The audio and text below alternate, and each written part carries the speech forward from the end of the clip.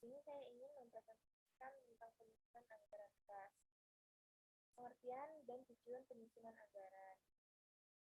Anggaran kas merupakan anggaran yang menunjukkan aliran kas masuk atau cash inflow, aliran kas keluar atau cash outflow, dan posisi akhir kas pada setiap periode. Penyusunan anggaran kas merupakan cara yang efektif untuk merencanakan dan mengendalikan arus kas atau cash flow, taksiran kebutuhan kas, dan penggunaan kelebihan kas secara efektif.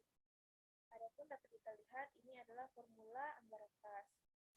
Saldo kas awal berada di kredit, lalu penerimaan kas berada di debit. Sehingga ditambah hasil kas tersedia berada di kredit. Pengeluaran kas berada di debit.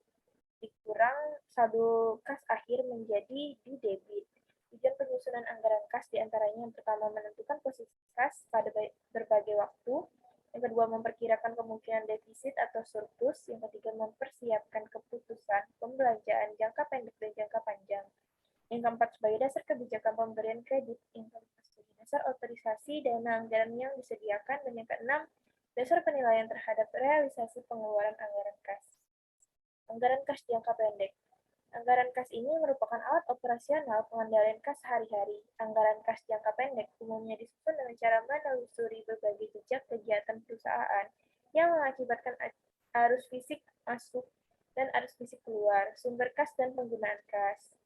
Yang utama, yang pertama hasil penjualan produk secara tunai, yang kedua hasil menagih piutang dagang, yang ketiga pendapatan lain seperti bunga bank, jasa giro, dan dividen, yang keempat adanya pengurangan pada aktivitas tetap, yang kelima adanya penerimaan yang bukan penghasilan, dan yang keenam penambahan modal sendiri oleh pemilik.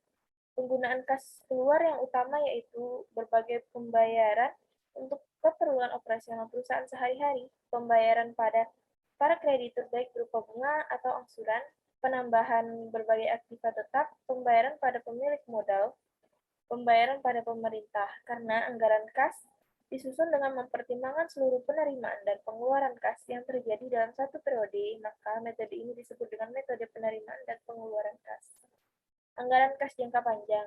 Anggaran kas jangka panjang disusun dengan cara membandingkan neraca yang disusun antara dua periode, anggaran dan perhitungan rugi laba perusahaan yang terjadi selama periode antara kedua neraca tersebut.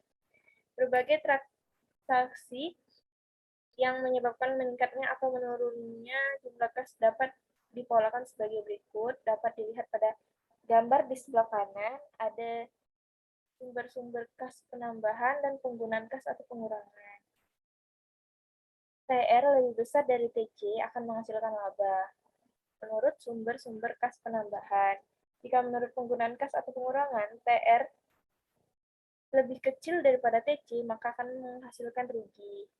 Lalu sumber-sumber kas penambahan, akumulasi penyusutan, lalu penambahannya utang jangka pendek dan utang jangka panjang, dan bertambah equity-nya, modal disetor, cadangan, laba ditahan.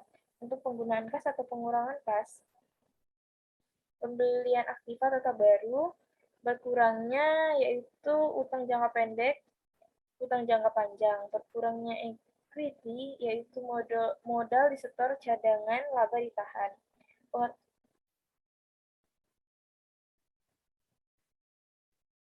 Pengendalian posisi keuangan. Dalam aspek pengendalian, kas berfungsi untuk menentukan posisi kas pada berbagai dimensi waktu.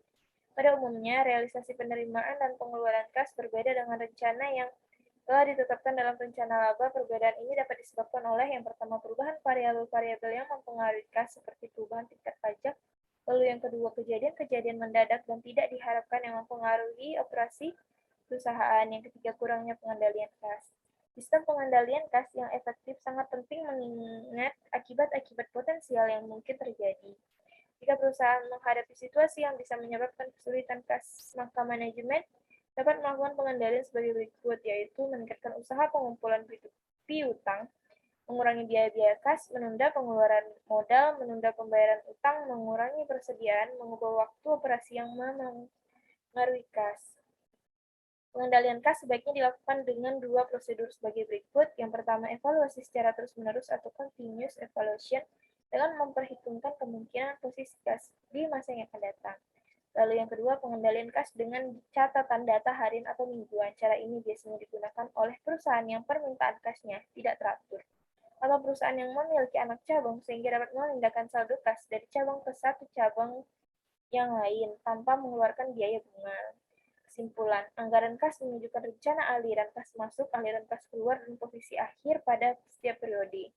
Penyusunan anggaran kas merupakan cara yang efektif untuk merencanakan arus kas, taksiran kebutuhan kas, dan penggunaan kelebihan kas secara efektif. Dalam penyusunannya, anggaran kas memiliki dua pendekatan, yaitu anggaran kas jangka pendek dan anggaran kas jangka panjang. Baiklah, itulah presentasi dari saya.